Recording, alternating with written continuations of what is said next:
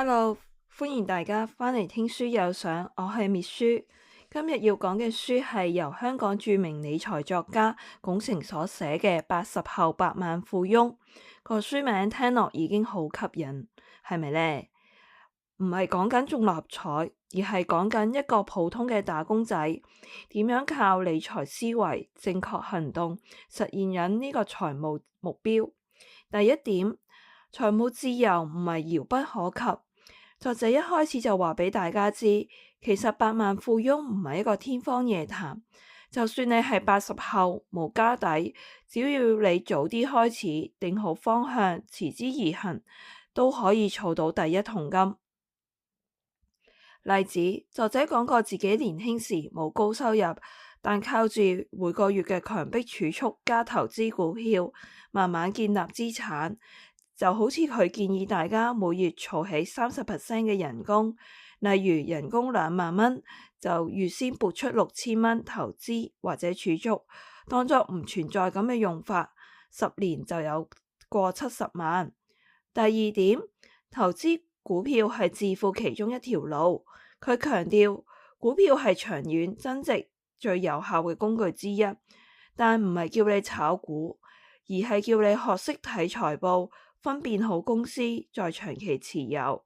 佢最推介嘅收息股同埋穩定增長嘅龍頭股，因為風險相對較低，回報穩定。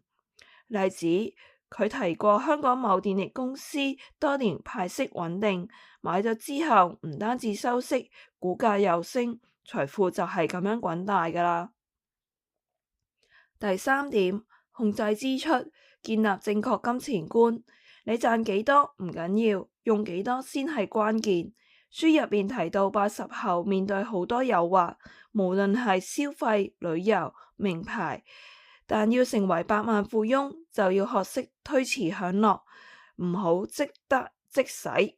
例子，你淨係慳每日一杯40蚊嘅咖啡，一個月就慳1200蚊，一年就14400蚊。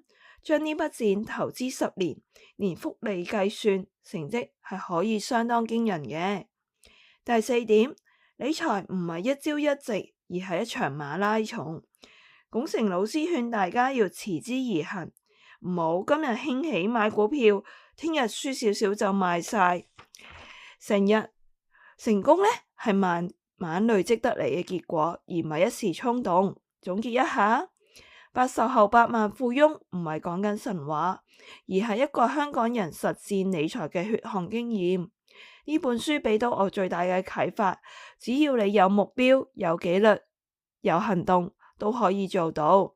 如果你都係80後、90後，想開始你嘅理財旅程，不如一齊聽下龔成老師嘅智慧，再配合自己嘅計劃，成為你心目中嘅百萬富翁啦。我哋下集聽書有賞再見啦。